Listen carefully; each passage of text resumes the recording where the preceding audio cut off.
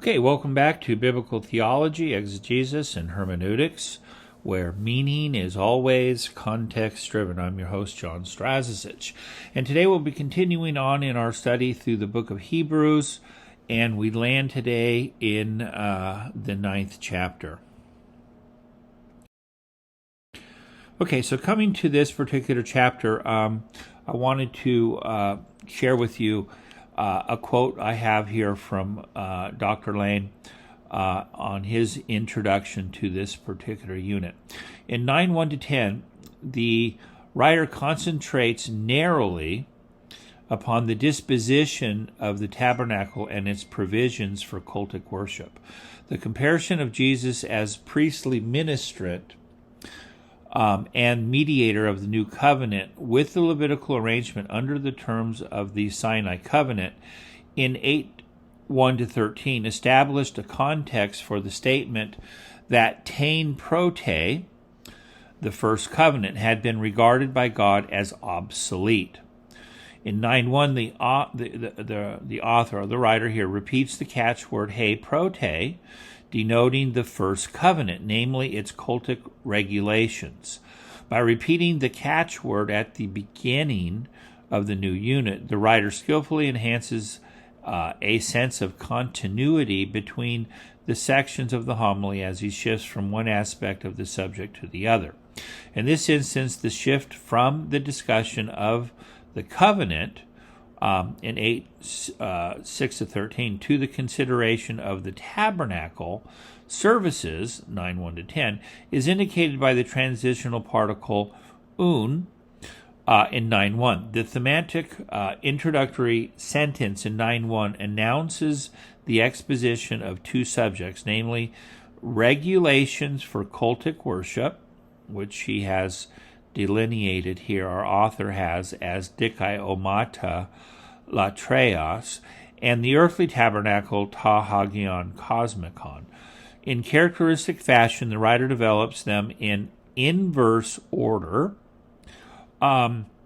He considers first the arrangement of the tabernacle, 9:2-5, and then the regulations for cultic worship, 9:6-10. Okay, so we'll look at some of this. Most of this we will definitely just rubber stamp. I thought it was a very good introduction to the unit, and we'll talk about these things a little bit more seriously in the next few slides. Okay, so coming here to this particular slide, what we will typically do, as we always do, is we will be looking at a translation, and then we'll be giving some structure to what we have read in terms of structural analysis. So we'll begin here with the translation of our text. Men I guess, therefore now, the first covenant had liturgical regulations and an earthly sanctuary. For the tent was prepared, the first part, in which was the lamp and the table and the presentation of bread, which is called the holy place. And after the second veil, the tent is called the Holy of Holies, having a golden altar and the Ark of the Covenant, which is entirely covered with gold, in which was a golden jar containing manna and the rod of Aaron, which had budded, and the plates of the covenant. But above it were the Cherubim of Glory, which were overshadowing the mercy seat, concerning which things it is not possible now to speak part by part. Now, when these things were in this manner having been prepared, into which on the one hand, the priests entered into the first tent regularly performing liturgical duties. But on the other hand, into the second tent, the high priest only entered once a year, and not apart from blood, which he offers for himself and also for the ignorances of the people. By this, the Holy Spirit was indicating that the way to the holy place had not yet been made manifest while the first tent has standing, which is a parable for the present time, according to which both gifts and sacrifices were being offered, which are not able to make perfect the worshiper with regards to conscience. Only on the basis of food and drinks and various washings, physical regulations imposed until the time of Reformation. Okay, that was a little rough. But it's not the easiest here. Hebrews, we got to remember, Hebrews is not the easiest, just to pick up and just, whip out a translation. But that was my attempt at it, and I thought we did okay. You can give some comments if you want. But let's look at what we have just read here. So you can see here, so this is going to be part B of the section that we're in, and I entitled this "The Heavenly Tabernacle and Christ's Sacrifice." So this is part B, and that goes from 9:1 to 10:18, and so then underneath this is Alpha, the regulatory constraints of the first covenant's earthly tabernacle. So that's what I'm entitling here this section here, the regulatory constraints or the limitations of the first covenant's earthly tabernacle. That's a fine rendition of what's going on here in 9:1 to 10. It's definitely some type of the constraints that are here firmly ensconced within the first covenant in terms of how the earthly tabernacle operates. Okay, and then we have this this introductory statement here in verse 1, which basically just says, therefore then, the first covenant had liturgical regulations and an earthly sanctuary. So what this is talking about here is just a statement, but he says two things. There is a statement concerning the priestly liturgical regulations, and then the physical description of the earthly tabernacle. Okay, so it's an introductory statement regarding the rules and regulations of the tabernacle. Boom, there's you go.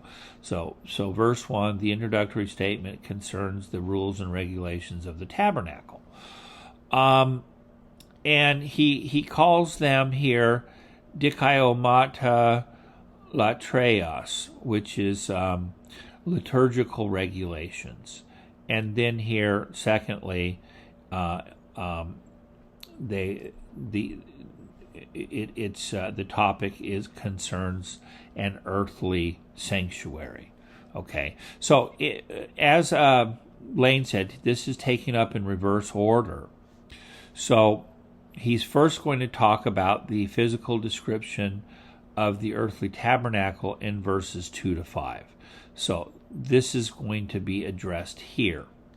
The liturgical regulations are not going to be addressed until we get down here to verse 6 and 7. So he's doing these in reverse order. Okay, so what we have here is we have point A, point double B, and point double C. Because when we come down here to verse 8, we saw that we have, this is what I entitled Pneumatological and Parabolic Interpretation of the Old and New Ages. So this is really the interpretive, he's introduced the topic here, the two topics here of the physical description of the tabernacle, and then how the priestly the priestly liturgical regulations that are imposed within the tabernacle during the first covenant. So that is what's descriptive here of what's going on here in verses 6 to 7. And then it all leads up here to the interpretation of where he's going with this in verses 8 to 10. And it starts off with here with a pneumatological speech report formula, which we saw here in verse 8. By this, the Holy Spirit was indicating. Okay, so here's our interpretation of all of this is why he brought all this material up. So you don't just have point A, double A, and double B, but you have this here becomes point C. So it's naturally the pneumatological and parabolic interpretation of the Old and New Ages. So we have here, by this the Holy Spirit is indicating, and what is he indicating? That the way to the most holy is not yet made manifest while the first tabernacle has standing. And then he says, and this is a parable for the present time. Okay, so this takes up, there's the pneumatological part here of Revelation, okay, pneumatological Revelation, verse 8, and then parabolic interpretation. This is basically the author's parabolic interpretation of the revelation dispensed by the Holy Spirit in verse 8. So he takes up his interpretive function here in terms of a parable, and so this is the author's work here. So so that's why I have this entitled Pneumatological and Parabolic Interpretation. And then it all deals with the limitations imposed until the time of Reformation. And so this is here, Mekri, Kairu, Diorthosaos, Epike, Mena here. So this is until the time of Reformation is imposed. Okay, so that is how we look at this whole thing from a macro structural level, looking at the big main points here. So we have a clear unit here from 9:1 to 10. So we read all this. So we have to break this down into units. So it starts off with a programmatic statement or introductory statement, and basically of topic is the rules and regulations for the tabernacle. Okay, so we take up the physical descriptions of the earthly tabernacle in verses 2 to 5, and then the priestly regulations of the tabernacle in verses 6 to 7. And then there's the interpretation of all of this, the pneumatological and parabolic interpretation. Boom, there you go. Really nicely laid out. And you have these three sections. They're in cement, perfect. I really like the way this is sticking. Okay. Now, so it starts off here with this men un here in verse 1. So these are also structural unit markers. It's a transitional, inferential transition marker, men un. Okay. And then notice here that in verse 2 we have a gar statement. Okay, so this forms a basis statement for the introductory statement for the rules and regulations of the tabernacle. And then what this turns into is basically then he's laying out his first description here of the earthly tabernacle. Okay. And then when we come here to verses 6 and 7, we have this de here, which is functioning as a transitional particle, and we want to translate that by the word now.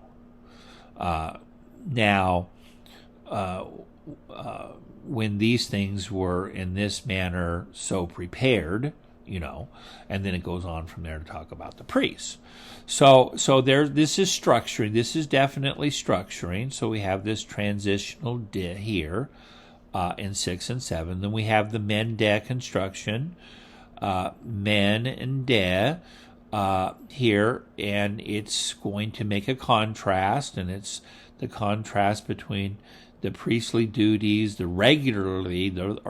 twice daily duties in the outer tabernacle, as opposed to the once yearly duties of only the high priest on the Day of Atonement once a year in verse 7. Okay, so you have your men de construction. It's comparative, and it really nicely sets up and compares verses 6 and 7 off from one another. And then we have this genitive absolute of manner to introduce indirect speech in verse 8, which goes into the Pneumatological Revelation here of disclosure in 8b. And then we have a switch of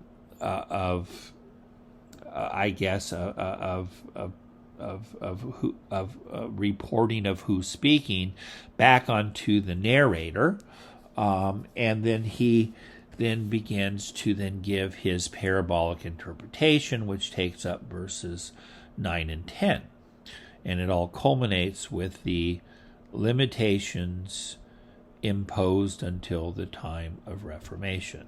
And this is a very important phrase here, down here at how it ends, okay, in verse 10. So this is all very skillfully set up, and I think that you should probably really go back and look over my whole structural analysis. This wasn't put together in a day. There's a lot of thought that goes into all of these subpoints here, and it's very, very technical, as you'll see as we go ahead and move on. Okay, now coming here, so what I wanted to do is put a little structure together as we look here at some diagrammatical analysis. Therefore, then, the first covenant had liturgical regulations and a earthly sanctuary. Okay, or an earthly sanctuary is fine here. Okay, so what we have here, just to break this all up here, we come down here. We have our introductory statement, as we said. It's the rules and regulations of the tabernacle. Okay, so we have the priestly. It names the priestly liturgical regulations first up here. So this is the liturgical regulations. That's going to come down in verses. That's going to be taken up in verses 6 to 7. Okay. So he has, but he lists this first, but he's going to take it up second. Okay, it's going to be inverse, and then he has the earthly sanctuary here. Okay, and then which he's going to take up in order next. Okay, so we have these we have the two subjects, and so now we need to talk about here about diatheke. The text only says the first, and so you have to say, therefore now, the first what also has regulations of worship and an earthly sanctuary. So what is the first? The first what? You can't say the first priesthood, because it's something a little bit. It's dealing with the priesthood, but since the last verse 13, okay, of the previous chapter, it's definitely it talks about the first covenant. So he uses the hey, there it was protain, the first covenant, okay. And so then he's picking this up, and it's going to be related to the covenant. So, because you got to go back to, if you look at 7:12, there it said, when there was a change in priesthood, by necessity, there is a metathesis of the law, or a change in the law. So that is all dealing with covenantal law. And the whole priesthood is all covenantal. So anyone who has a problem with sticking in diatheke here is just no. There's not one translation on the planet that would use that here. So diatheke is the proper term to put in here. But what we're actually looking at is we're looking at liturgical. It's liturgical, and it is priestly. So that much we want to say, and Lane said that as much as well. And then there's this other statement here that now back in 8:6, now he has obtained a superior ministry to the degree that he is also the mediator of a better covenant, which was legislated by law upon better promises. So everything here has to do with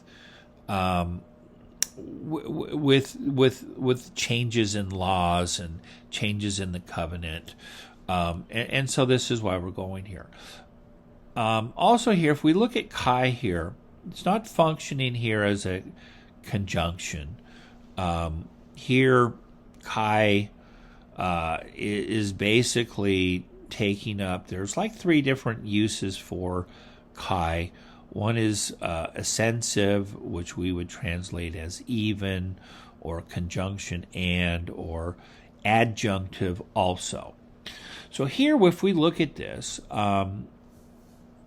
therefore now, the first covenant also or even has regulations of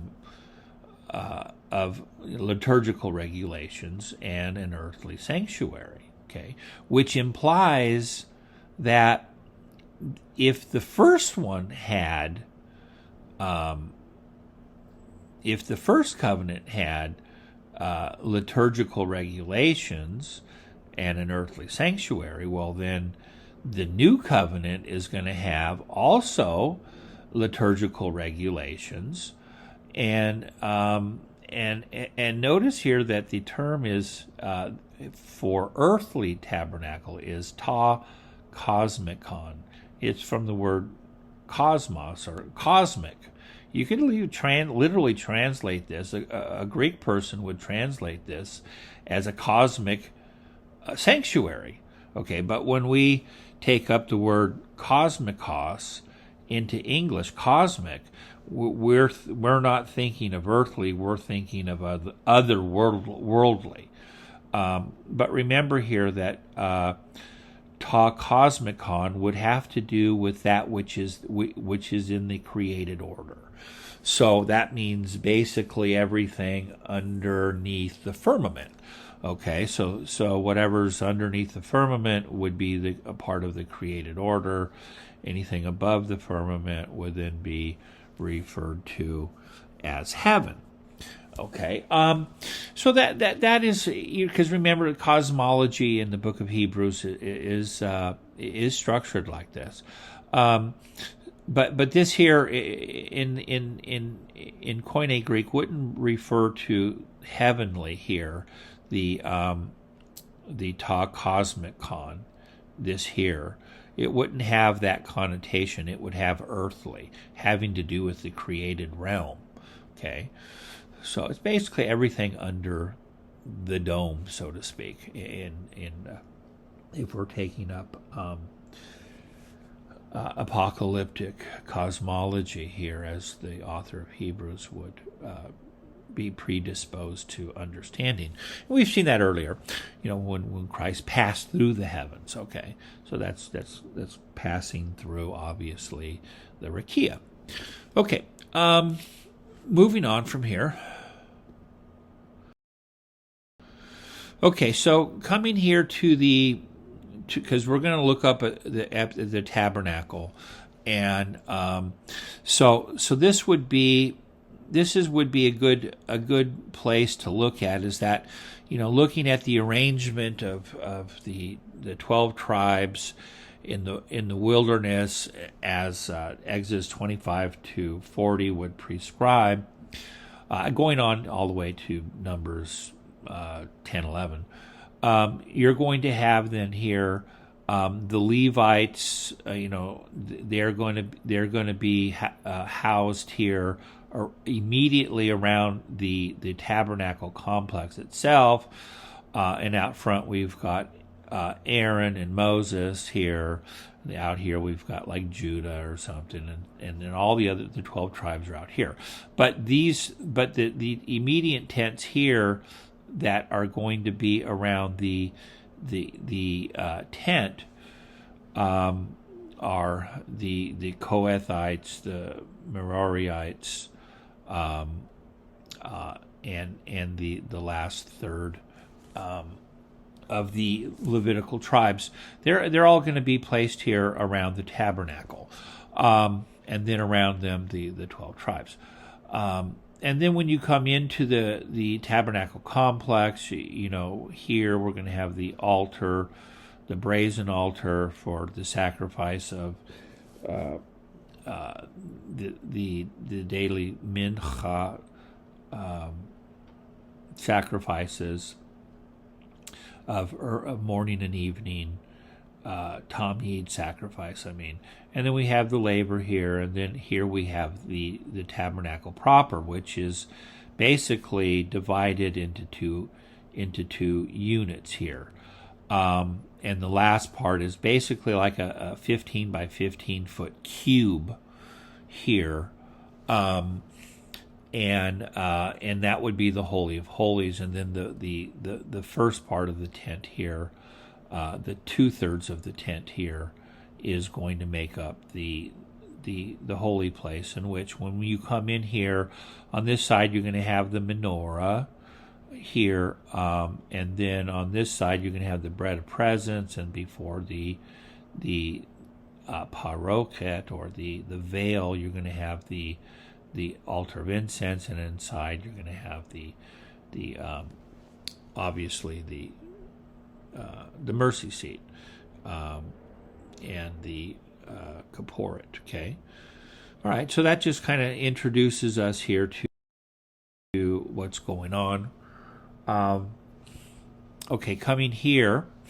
So it says here for the first part of the tent, that is, the tent that was prepared, and so what's there? So the text here states that we have the lamp, or the menorah, and we have the table, or the shulchan, and then we have the presentation of bread, or the lechem panim, the bread of presence. Okay, and notice here that what he does, notice that he wants to put in 3 articles of furniture here, because he knows that the altar of incense should be put in here. So what he did is he divided up the the table of the bread of presence into two parts. Okay, so he definitely wanted to make sure that we had three items here inside of the what he calls, which is called the holy place. All right, but remember, our author knows that our author's way too skilled to not list the altar of incense in here, because he wants to associate it with the holy place. He does so for, I guess it's for for Yom Kippur reasons, and for Christ's high priestly sacrificial moment. So he wants to reserve all of that, because it is going to be associated. The altar of incense is going to be associated with the holy place on the Day of Atonement, and so that's what he's reserving it for. Okay, so don't think he doesn't know, that he made a mistake or something. That's not what's really going on here, and I don't really think any scholar that has worked with the book of Hebrews knows that this author is way too astute to do that. So he's got some other motive going on, and I think it has to do basically with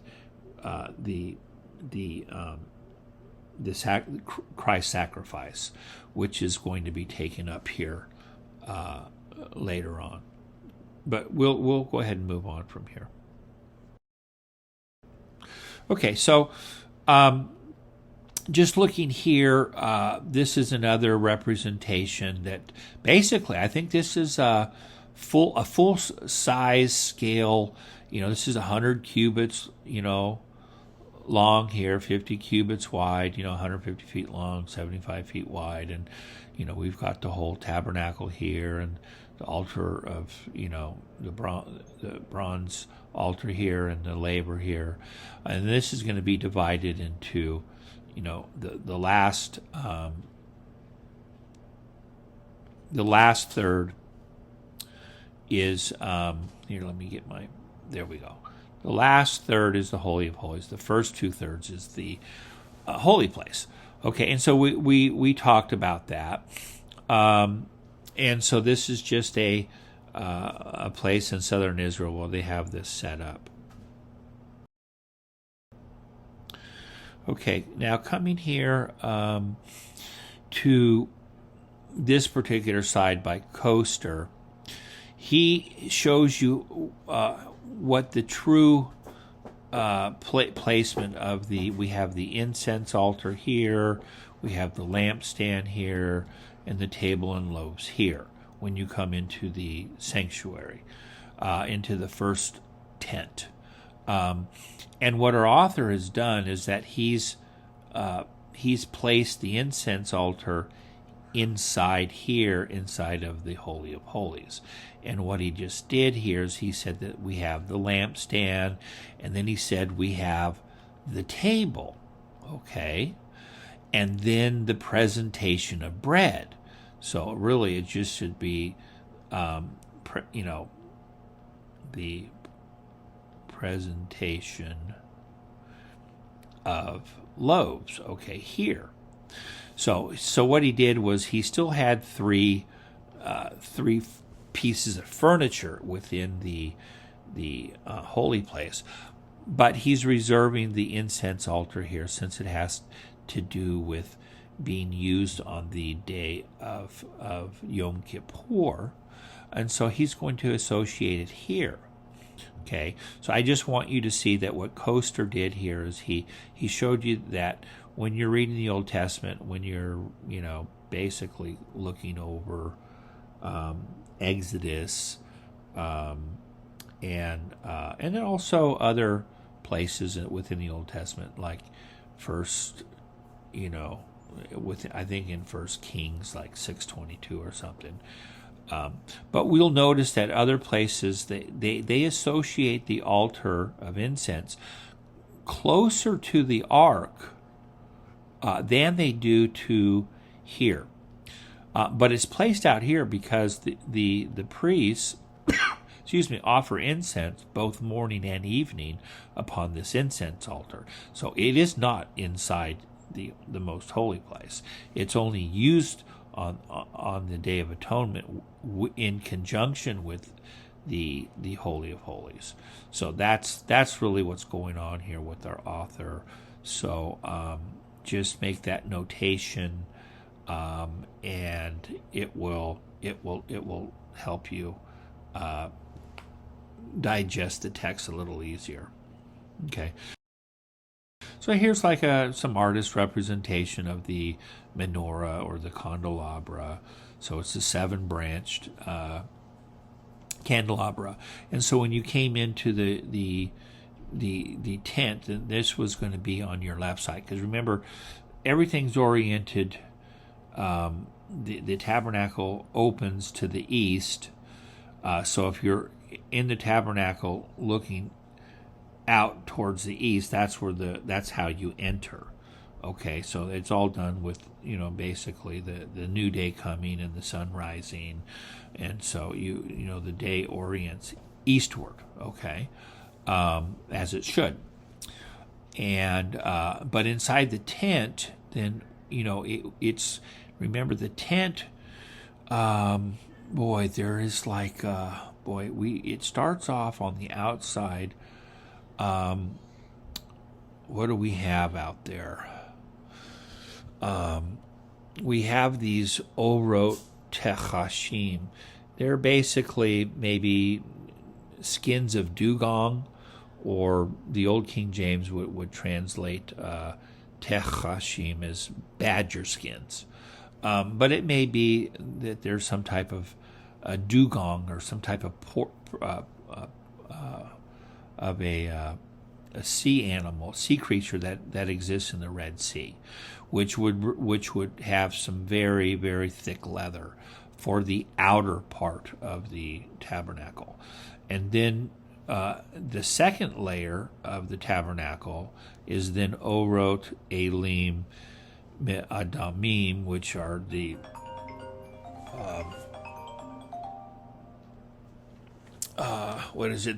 the ram skins dyed red. And then third we have it's goats. We have the goat skins or the goat's hairs, and then finally fourth is then linen. So we have this linen material with 3 dyes of techelet, argamon, and tolaat sheni, which is scarlet. So we have these 3 dyes, and those dyes are then put on the linen here. So we have linen here, and we have goat's hairs here. This is the ram skins dyed red, and this is the dugong skins. So there's 4 layers to the tabernacle. You got to understand that it's not just it's not just one layer. It's you've got 4 successive layers, so that by the time you're inside of the tabernacle, it's very dark. It would be completely dark in there. So you're going to have the light here. Aaron's going to have to come in here, and these are to be continually lit, so that there's always light in here. And there's this would refer to the light of Revelation and all that too as well. Remember, there's the 7 lamps which are before the throne in the book of Revelation. So that's all there. That's all interconnected here. But anyhow, so these are just looking at this tabernacle complex and the stuff that goes in it when it talks about the tent. You're looking at these 4 layers here of, it's either dugong skins, or we have, badger skins, and then we have ram skins.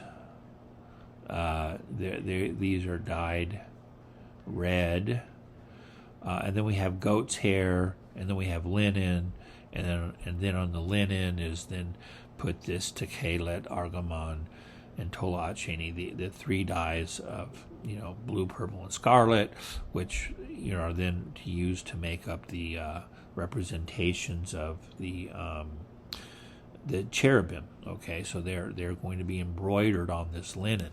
So that's what's going on here. Just so that you have a clue of what's going on. I don't know how much you know, but that's what's going on. And then this here is here's the table that the author mentions. Okay, this is the table, and then this is then the bread of presence. Okay, so he's basically listed these as two, so that we have, he lists the lamp and then the table and then the bread of presence. So he wants to have three things in there because he knows he has to have three articles of furniture within the sanctuary, the first tent. And you can see here that you would come into the tent this way. You'd have the table of showbread here on this wall. Here on your left, you're going to have the lampstand, and then right here before, this is the dividing. This is the kaporet, the veil that divides the tent into two parts. And this here then is the altar of incense, where then the Aaronic priests would then burn incense both morning and evening. And when they would come in morning and evening, they'd make sure that the menorah had enough oil in the lamps to keep it burning all night and all day. And then the bread of presence was changed out on every Sabbath day here, and it had 12 loaves for the 12 tribes. So that's basically kind of what's going on here. And I thought that was, just having some type of pictorial representation of some of these articles does help. So let's go ahead and we'll move on to the next slide. So what we got going on here, I don't know how much of this we want to do, but at least let's cover Exodus here to give us some context concerning the altar of incense. Okay. And it starts off with V'asita Mizbeach Miktar Ketoret. And then we have Atse Shittim Ta'ase Oto, which basically just says, and you shall make an altar of burning of incense. You shall make it of shittim wood. Its length was a cubit, and its width is a cubit. It shall be squared. 2 cubits its height. Its horns are of it. And you shall overlay it with pure gold, its top and its sides round about, and its horns. And you shall make a crown or a border of gold round about. Okay. And 2 rings of gold you shall make for it. Under its crown or under its molding, upon its 2 sides you shall make for its 2 sides, and they will be housing for poles to carry it by them. Asita et ha badim, and you shall make the poles of shittim wood and overlay them with gold, and you will put them before the ha paroket. Okay, so you will put it, okay, that is it. You will put it, this is the altar of incense, before the parochet. So this is before the veil, which is upon the ark of the testimony, before the parochet, which is above the testimony, where I will meet with you there. So you can see how here all this phraseology coming up here out of verse 6 out of Exodus. When you read this in Hebrews, and even in your translations, they're going to bring it out that the altar of incense is more closely attached to the Holy of Holies than it is to the altar. I mean the first tent, okay, the holy place. So you pick up on this when you read it, and so I think some of the interpretive parts here where I will meet with you there. So it all has to do. Remember, the altar of incense is representative of prayer, so that when the incense goes up, the prayers are offered up at the hour of prayer, which is the hour of sacrifice of the mincha, or the tamid sacrifices, morning and evening, and it's the time when he goes in and burns the incense. Okay, and so look at verse 7. And he will burn, and Aaron will burn upon it incense spices morning by morning. When he trims the lamps, he shall burn it. When Aaron brings up the lamps between the evenings, he shall burn incense continually before Yahweh throughout your generations. And you shall not offer upon it ketoret zara, that is strange incense, nor a burnt offering, nor a mincha offering, nor a nasek, or a libation. You shall not pour upon it. And Aaron shall make atonement upon its altar, upon its horns, once a year. Okay, from the blood of the sin offering of the atonements. Once a year he shall make atonement throughout your generations. It is most holy to Yahweh. So you can see here how this whole, it's very important that we go back here and to Exodus 30, 1 through 10, and read this, and you can see how the altar of incense is closely connected to the Day of Atonement. And you so this is why our author wants to do this, because now he's reading into this Christ, and so that's all he's doing here. So it's a little play on the text, it's evangelistic. He's stretching the text, but you can understand. So he does so in a context of Yom Kippur, and that's why I put on here Leviticus 16. Here, Vayidaber Adonai el Moshe acharei mot shnei bnei Acharon b'kor batam lifnei Adonai vayamutu. Okay, so and this just says, and Yahweh spoke to Moses after the death of the two sons of Aaron when they came in before Yahweh and they died. So I don't know if we need to go read here, but this is just going to show us that on the Day of Atonement, that the altar of incense is used on the Day of Atonement, in which he sprinkles it with his finger 7 times. And he makes a cleansing for both for the Ark of the Covenant, before the Kipporet in the holy place, and then in the but as a part of this whole thing, he's burning incense, and he has to burn incense, and so probably what most scholars are going to say here.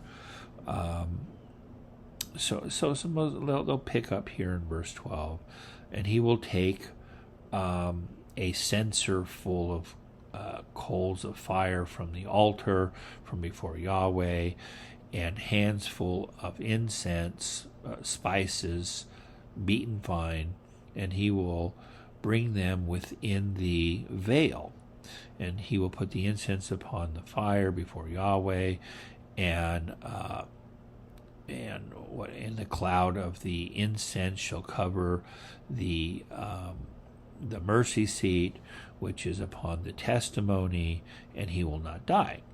And he'll take some of the blood of the bull, and he will sprinkle with his finger upon before the mercy seat, eastward,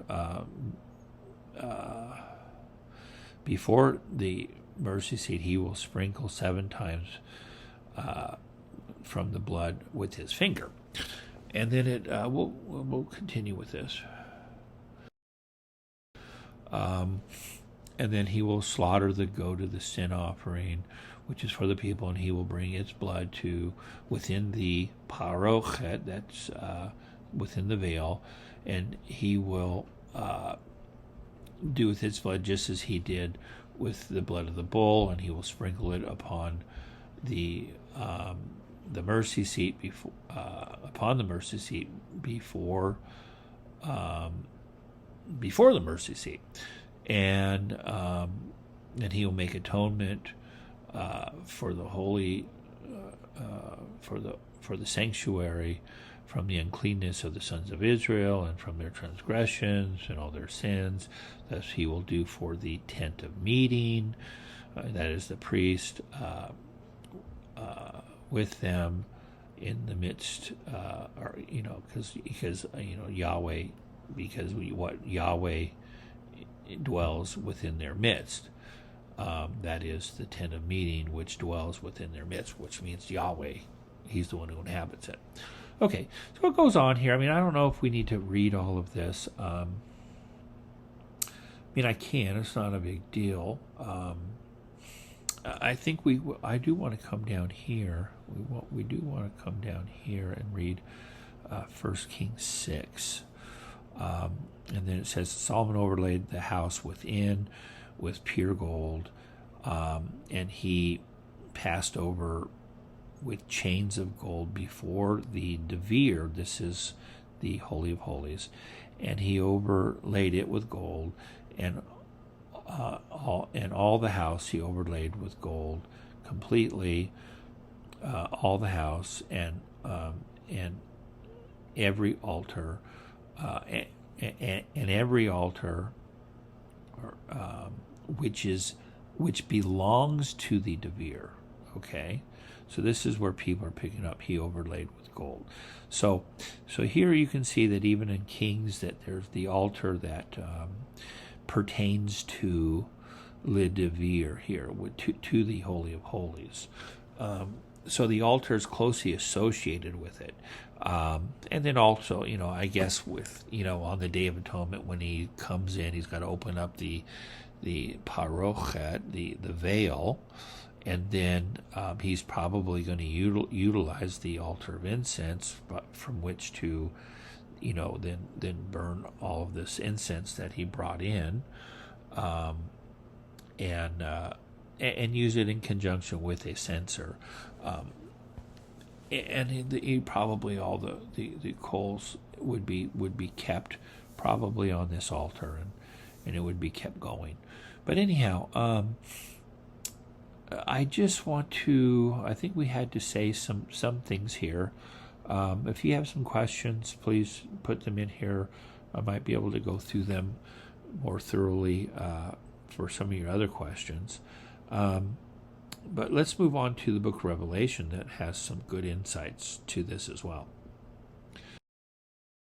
So when we come here to Revelation 8:1, and it said, when he opened up the 7th seal, there was silence in heaven as a half an hour. And I saw the 7 angels standing before God, and there was given to them 7 trumpets.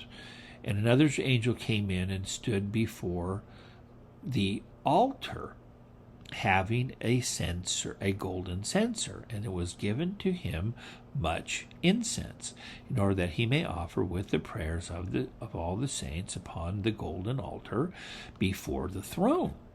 Okay, so so you got to remember here, this is a golden altar, and it's before the throne. and it has to do with all the prayers of the saints. Okay, so this is all very close. So this is why John and the author of the Hebrews, they closely associate the altar of incense together with the throne of God, because remember, God's throne, God dwelt. Where did God dwell? Above the cherubim.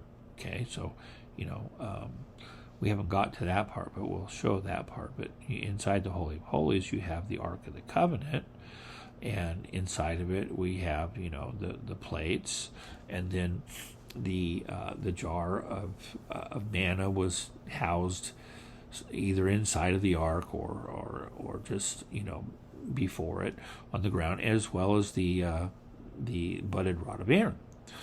And then on the lid for the ark is called the mercy seat, which have two cherubim attached to it that are overshadowing it with their wings, and Yahweh dwells above it. And that's the throne of God. Boom. Okay, that's where Jesus went in to the heavenly sanctuary, and he sits enthroned with Yahweh as a co-regent, and he's there until God subdues all his enemies underneath his feet. And at that time will be the second coming, when all that's done.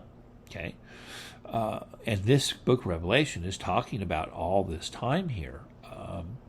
It says, "In the smoke of the incense went up with the prayers of the saints from the hand of the angel before God, and the angel took the censer and filled it with fire from the altar and cast it to the earth, and there was lightning and thunder, or thunder and sounds and lightning and a great earthquake." Well, you can tell how they were praying. They were praying for judgment. So when he cast all that to the earth, there was, thunders and lightnings and sounds and earthquakes. So God was answering the prayers of the saints to punish the evil people that had killed all of them, because they were all killed, martyred during the tribulation period. So don't think that you're going to escape this thing by some crazy pre-trib rapture.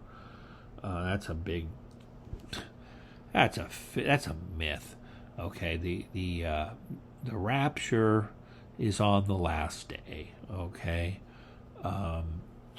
so that's when all that takes place. It's on the last day. All right. So there's other. We'll take that. Has to be done later, but don't get caught up in some stupid pre-trib rapture theory. Okay. And then coming here to Revelation, here was in the sixth angel sounded the trumpet, and I heard a sound from the four horns of the golden altar before God, saying to the sixth angel who had the trumpet, "Loose the four angels which are bound to the great river Euphrates." Okay, and then this is when this 200 million army is loosed, and these hordes of demons coming up from the abyss here. So, but remember that the four horns of the golden altar before God, that's the four horns. They're speaking. They're literally speaking here in heaven. So they have a voice in heaven. This is trippy. So I just wanted to let you know that in Revelation 9:13 you still have the golden altar of incense speaking, and now the four horns are speaking, and they're giving a message to the sixth angel to loose this horde of 200 million army, that's all and they were prepared for an hour a day, a month, and a year. Okay, so he wanted to do it he typically say in a year, in a month, in a day, in an hour. So, but anyhow, this is the way he puts these 4 time periods here, in order that they may kill a third of mankind. So, just remember that the golden altar, the prayers of all the saints, are going to speak one day, and their prayers are going to be for killing a third of mankind. Okay, so because we don't really know how, it's because it's going to be that bad for us, folks. Okay, it's going to be that bad. The way the whole thing goes down, the Antichrist is going to take over the world, and he's going to be allowed to have power over the saints and kill them. So, patience of the saints is to endure, and the one who endures to the end will be saved. Okay? That lets you know what camp I'm in when it comes to soteriology. Okay, so here we, this is looking back over Coaster's thing here. And I don't think we need to,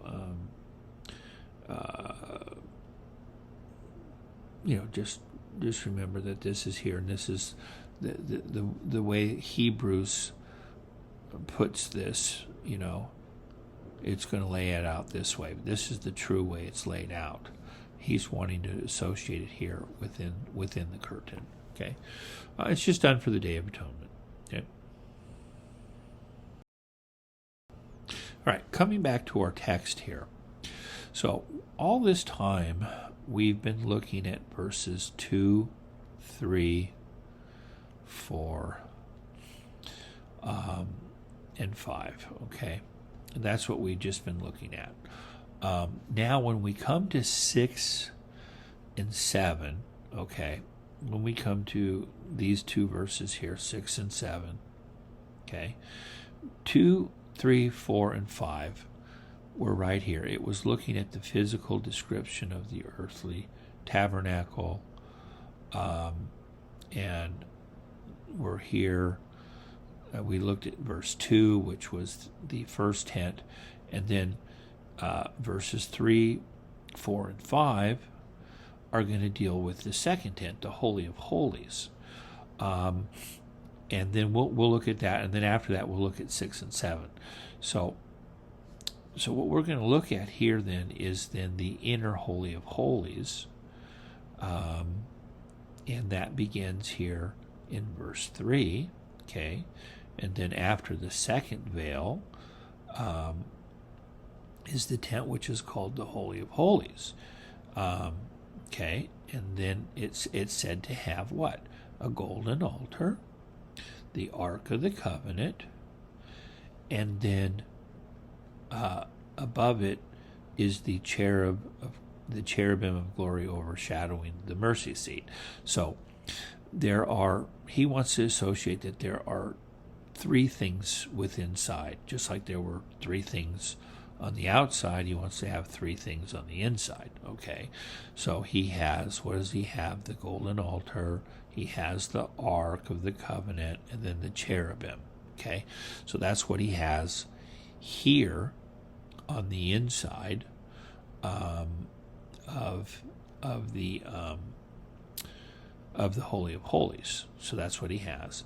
And then, and then it says, and then the contents of the ark here is going to be, there's 3 things here. There's a golden jar containing manna, the rod of Aaron, which budded, and then the 10 Commandments, or the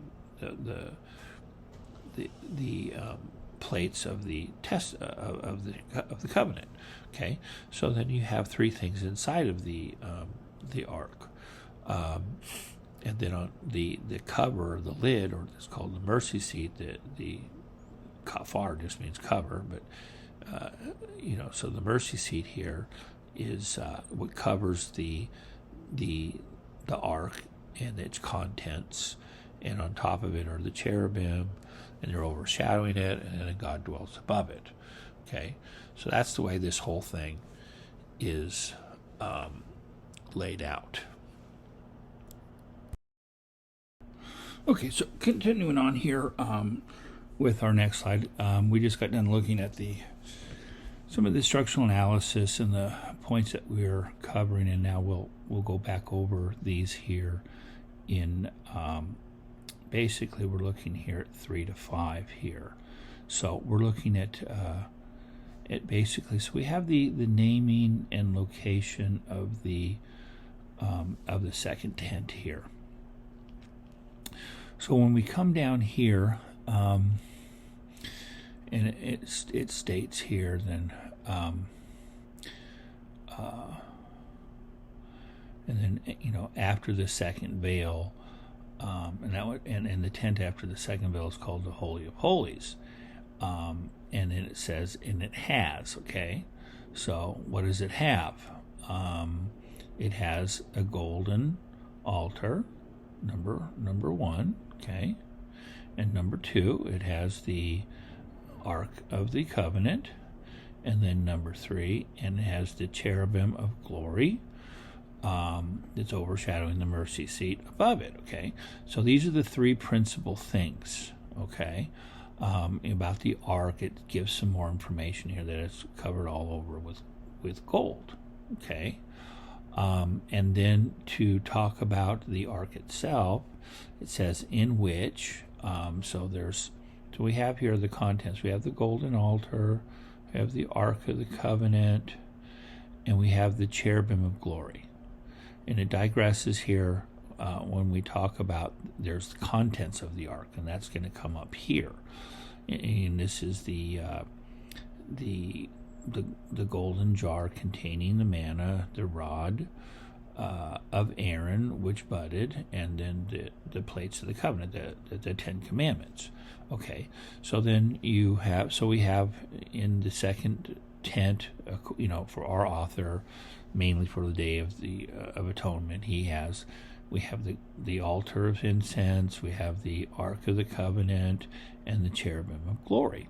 Okay, and inside the ark, the contents of the ark are 3: the manna, the rod of Aaron, and the 10 commandments. Of course, it's all about the 10 commandments here. Okay, and then he has this transitional statement here of 5b. Concerning which things, then that means all that he's been talking about from 2 to 5 here. Okay, in the first and second tent. There is not now time to speak part by part. Okay, so we'd look at this distributively, this katameros here, and so this is so there's the naming and location, which is called the after the second veil, is the tent, which is called the Holy of Holies. So it's the naming and location. It's after the second veil, and then you go on from here. The contents of the second tent, and which are 3, and then this little diversion here talking about the contents of the ark, which are 3 here. Okay, as well. So, and then you have the Cherubim of Glory, which have a location. It's on top of the Cherubim of Glory, which are overshadowing the mercy seat, which is above. Okay, and the purpose is to overshadow the mercy seat. That's its purpose. Okay, and then God dwells above it. That's His throne. So remember, this is the throne chariot. The Ark of the Covenant is, and remember, inside of the Solomon's temple, they had wheels. So for this, so that was, and that's to go along with Ezekiel's vision as well. Okay, so let's move on from here and give a visual representation of what we talked about. So like on the day of, inside the holy place here, we have the table of showbread, we have the menorah, and this is the altar of incense, where the priest comes in every morning and evening, and he offers up, he burns incense here, and yeah, and they go and then outside of the tabernacle or temple complex where we're talking about, then there would be the hour of prayer, both morning and evening. And then when he goes behind the veil here, then you have the Ark of the Covenant here. Okay, and you have the you have the two cherubim that are over, their wings are stretched out over the ark. This is the mercy seat, is the lid for this box here, and it's got the two poles by which to carry it. Same for here and same for here. You got poles for here to carry this with too, but not for the menorah. You have the veil, and to separate. This is the holy. This is the Holy of Holies. Okay. And then this is a little more close up of what would be an artist's rendition of the altar, the golden altar of incense. So, excuse me there. Moving on from there, we're looking here at the inside, behind the Holy of Holies. You would have the Ark of the Covenant. You'd have the poles that's carried by the Levites.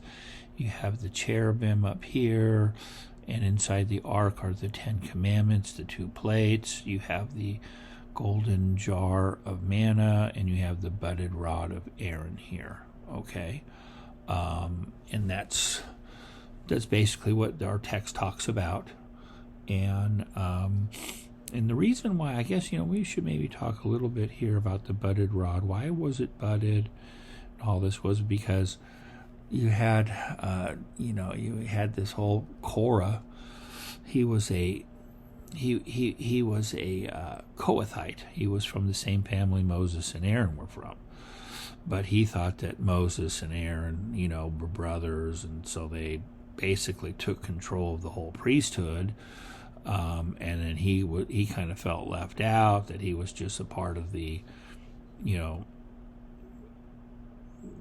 other priestly families, Kohathites, the Merariites, and there's another one. Just slips from me right now.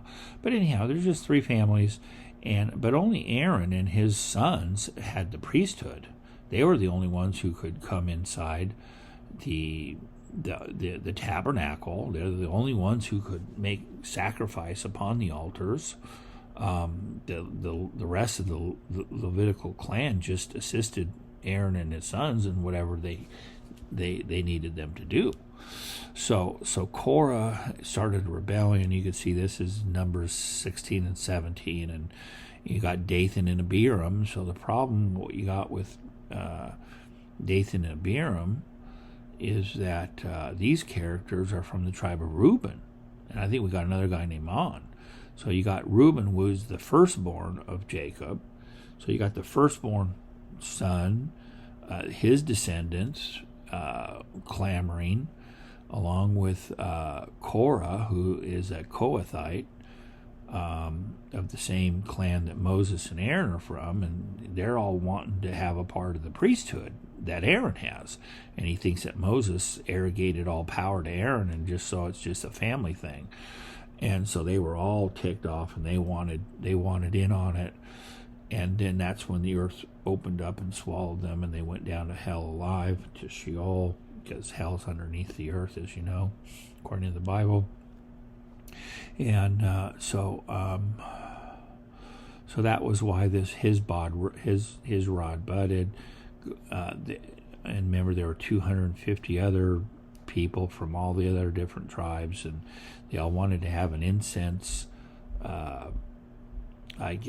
contest to see, that they could be priests as well. And in this big rebellion, Moses said that the earth was going to open up and swallow them, and they all went down to hell alive, because they tried to, remember, you're appointed to the priesthood. You don't just say, hey, I'm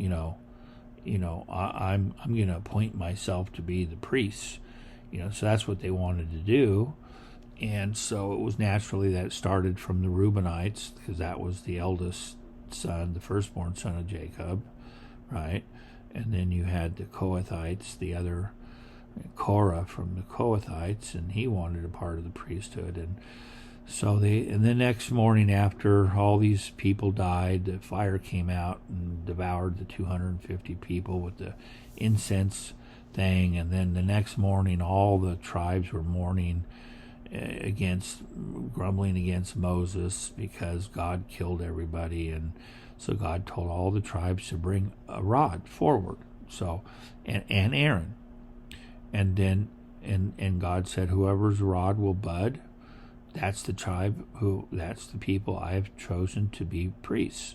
So therefore, Aaron's rod budded, and so his family was picked as the priests, and that's why it's placed here before the ark as a testimony to the Israelites that God chose Aaron and his sons to be the priests to offer sacrifices and burn incense before Yahweh.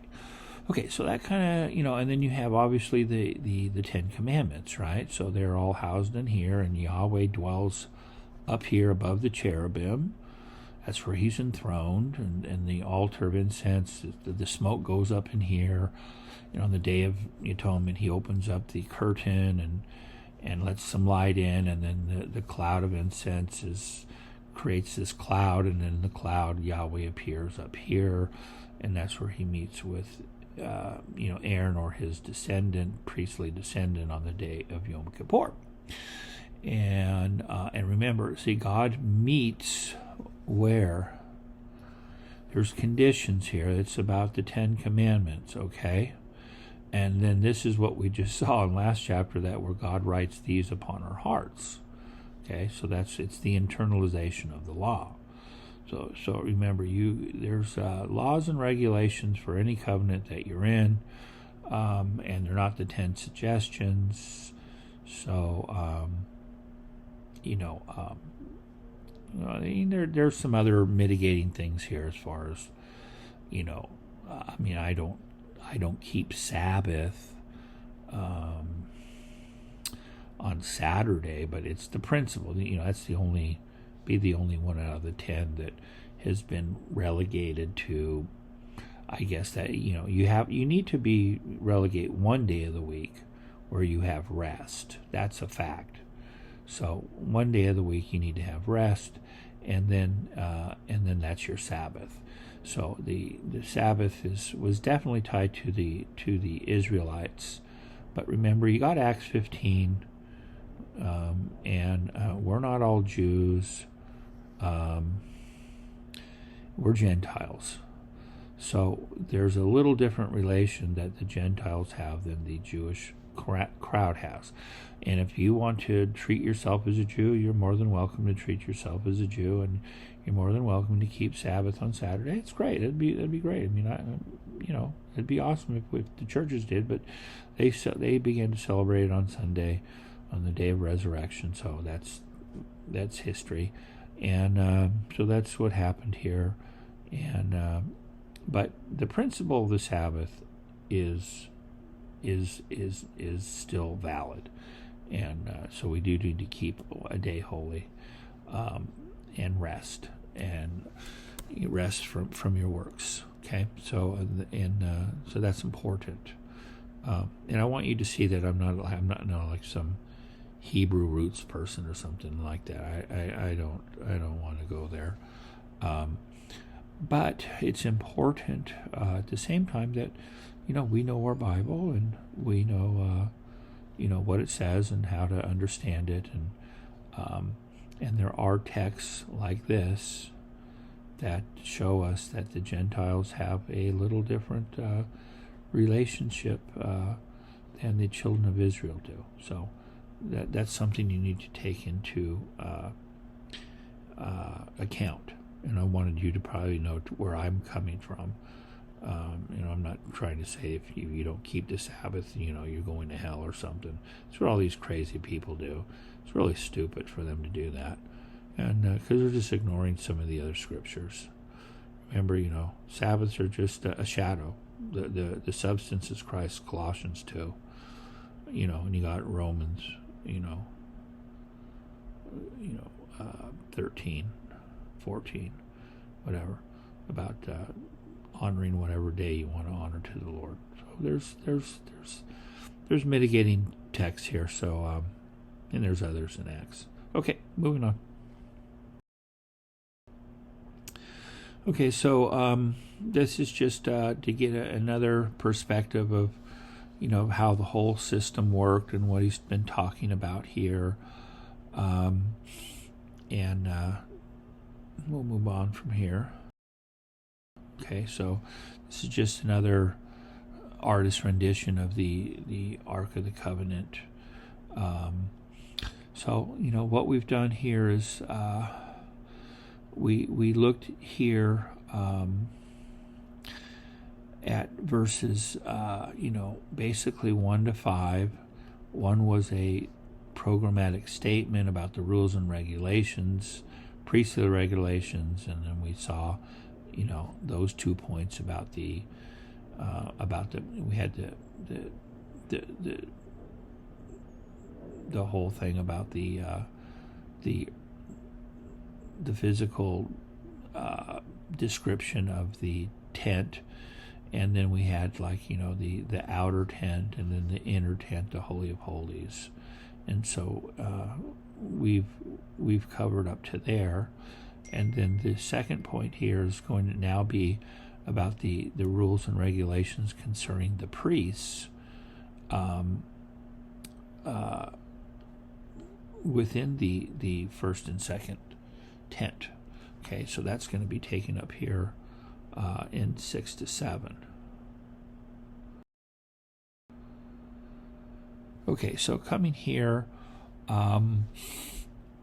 you can see here that, remember we got point A, double B, and double C. So we're here now at the priestly liturgical regulations in the tabernacle. And this is a men-de construction here. Come down here, right? And so we have our men here, and we have our de here.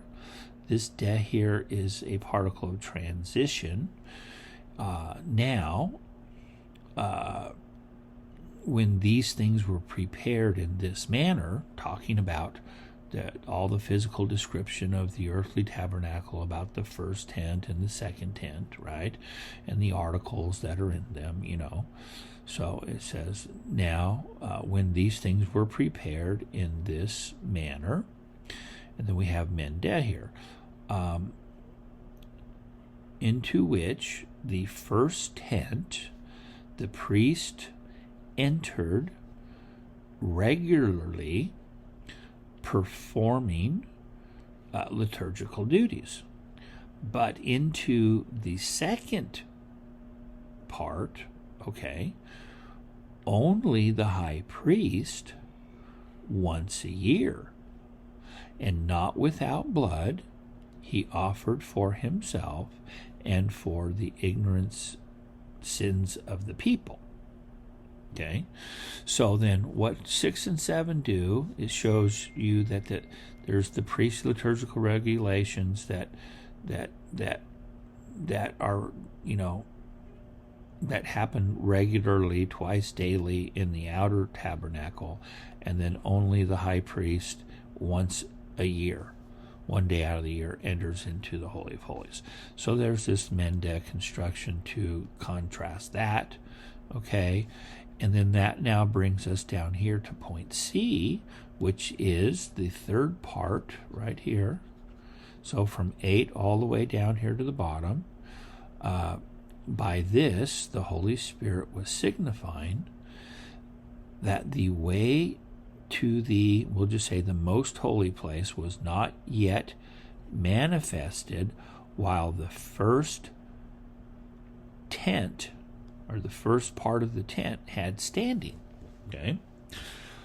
And then it says, which is a parable for the present time, according to which both gifts and sacrifices are offered, which are not able to make perfect the worshiper in regards to conscience. but only, I guess we're going to say, on the basis of foods and drinks and various washings, physical regulations until the time of Reformation is imposed. Boom. Okay. So what we have here, we have verse 8a is functioning this pneumatological speech report formula. By this is 8. By this the Holy Spirit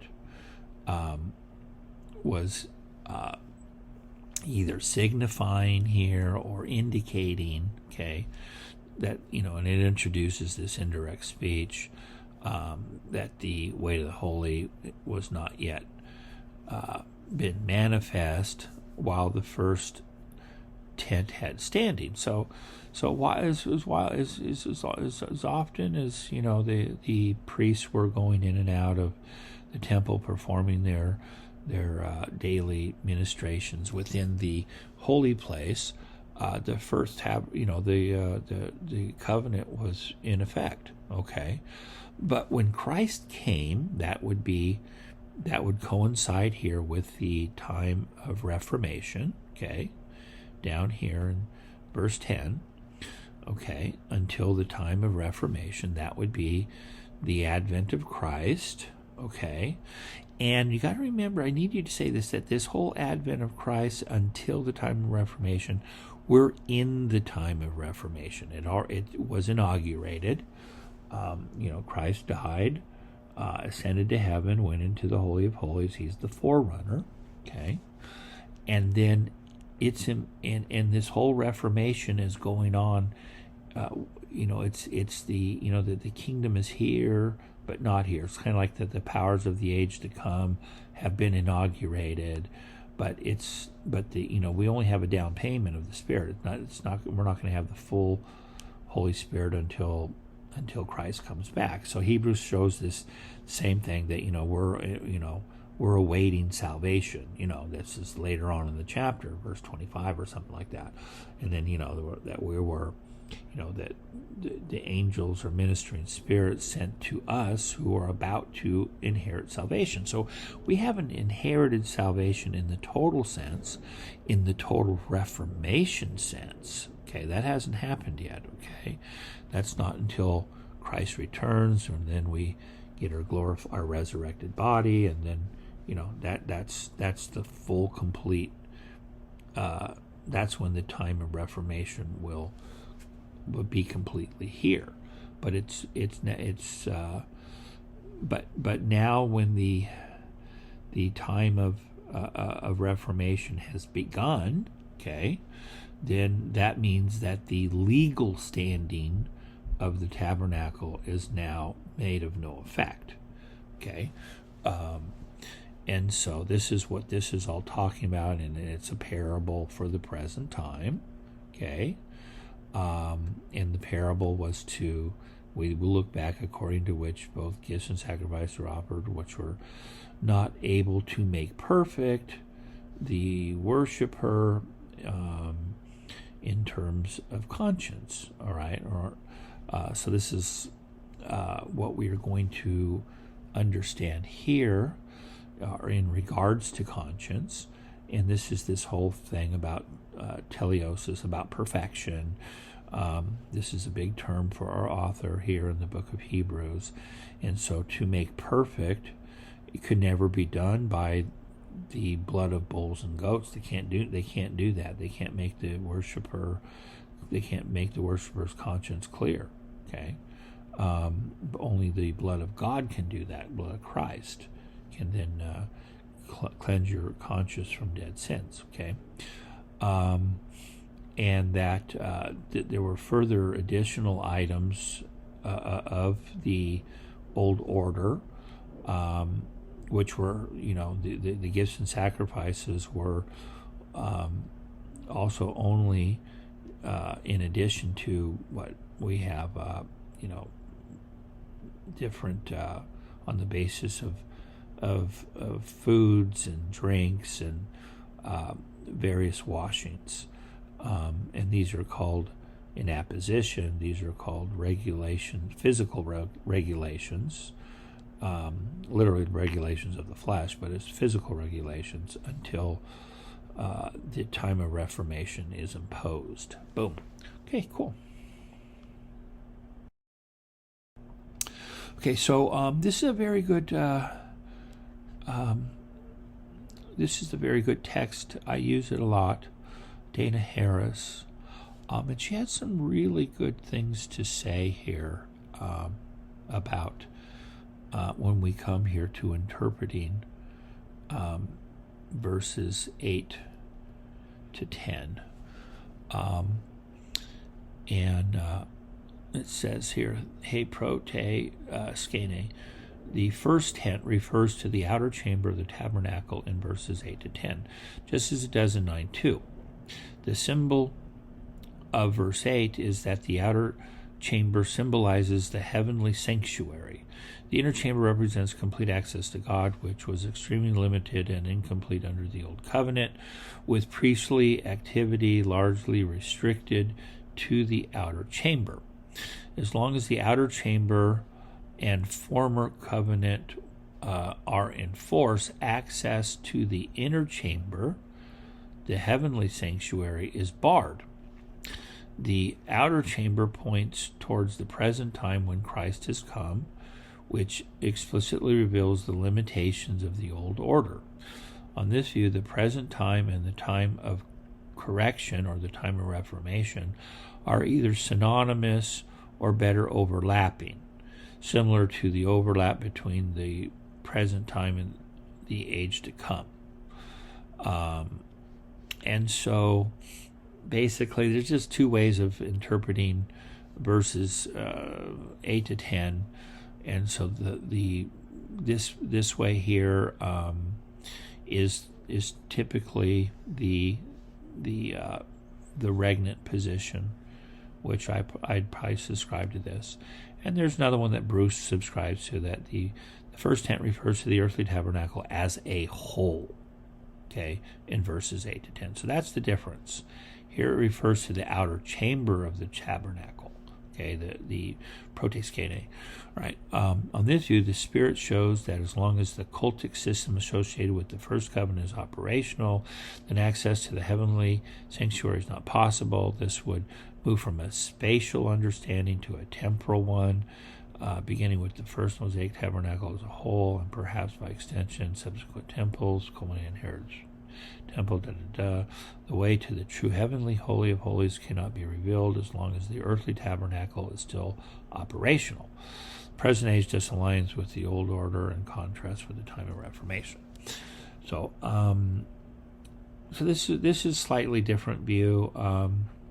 But anyhow, there's different ways of interpreting this material, and I would feel more comfortable with one. You can go with option 2. I don't, however you understand it. It's not an extremely big difference between the two. Okay, so coming here, we already talked about this just previously. This is this men deconstruction here in verses. This is verses 6 to 7 here, and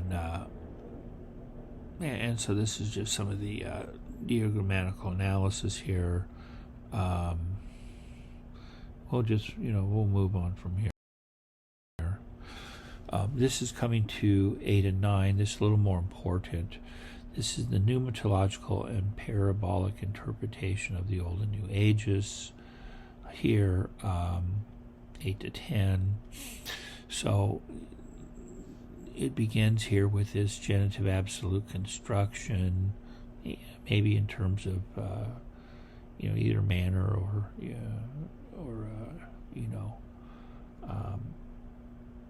or means. By this, the Holy Spirit was revealing that the way to the holy place, or the Holy of Holies, this means the heavenly sanctuary, was not yet made manifest.